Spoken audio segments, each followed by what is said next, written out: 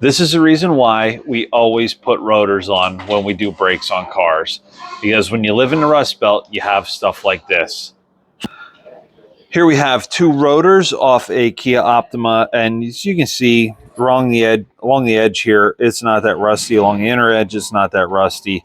Same on this one here, other than we hit it with a hammer to get it off. A lot of people would say, oh, you can cut these. Well, here's the reason we're not going to cut these.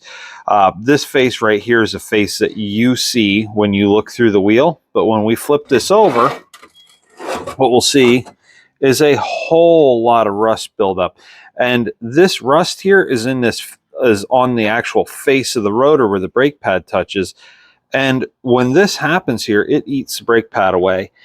Now, if we were to go and put this in a brake lathe and try to clean this up where we can make a usable surface again that won't wear out brake pads prematurely, well, what we're going to do is what we're going to find is this is going to get rusty across this whole face just like this. And I can show you on this other one, because this other one has rust dots where the face is coming off.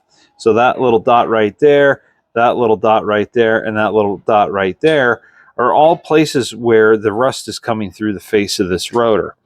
Now, this is something that really happens in the Northeast and throughout the Rust Belt where they put salt on the roads.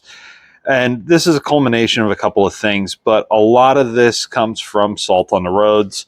But it also comes from recycled metal that hasn't been recycled correctly. And that happens a lot today on today's cars. If you live somewhere down south or somewhere where they don't salt and you don't see rust in the cars, yep, absolutely, you can just put brake pads right on that car and send it on down the road. But if not, you're going to have to get a new set of rotors. So have a great day.